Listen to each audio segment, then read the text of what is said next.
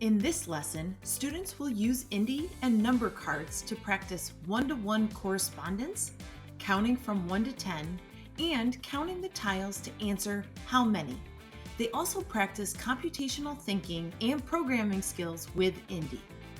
To get started, head to spherocentral.com, select the indi tab, then the indi math numbers collection. Finally, select the lesson.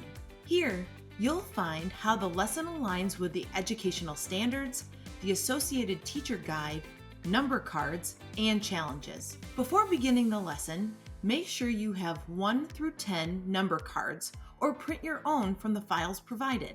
Using the teacher guide, introduce indi to the class. Set up indi and the tiles in the pattern you see here. Run the program, then work as a class to place the appropriate number card under each tile. Run the program again, this time counting as a class when indi goes over each tile. Break students into groups, distribute indi, the number cards, and challenges. You can also choose to project challenges on the board.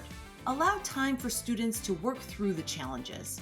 Circulate the classroom and support as needed. After students have had a chance to complete at least 2 challenges, consider pausing and having one group model for the class how they built their program, which numbers they used, and counting out loud as indi completes the program. If students finish early, they can build their own programs.